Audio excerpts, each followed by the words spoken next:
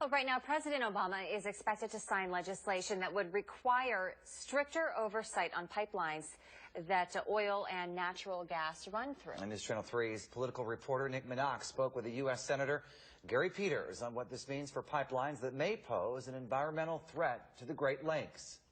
If you can't clean up an oil spill, then you shouldn't be operating a line during that time. U.S. Senator Gary Peters has long opposed Enbridge's Line 5 pipeline that carries oil through the UP, under the Mackinac Bridge, and throughout the rest of Michigan. The Michigan Democrat is now calling to shut down the 60-year-old pipeline. There's a too great a risk to have a pipeline going through the Straits of Mackinac that had been identified by the University of Michigan as the absolute worst place to have an oil spill anywhere in the Great Lakes Basin.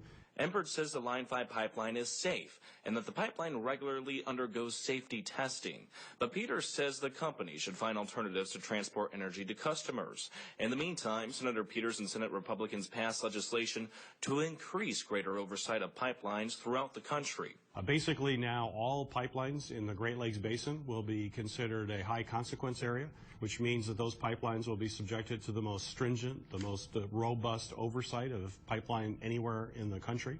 Under the new provisions, pipeline companies must prepare a response plan if an oil spill were to occur underwater during the winter time when ice blankets the Great Lakes. The legislation also requires the Government Accountability Office to review the risk posed by aging pipelines. In addition to Line 5, which is over 60 years old, we have other pipelines in our state, like during the St. Clair River, for example, that are over 100 years old. We need to take a look at those. Peters' legislation now heads to President Obama to be signed into law. In Lansing, Nick Minock.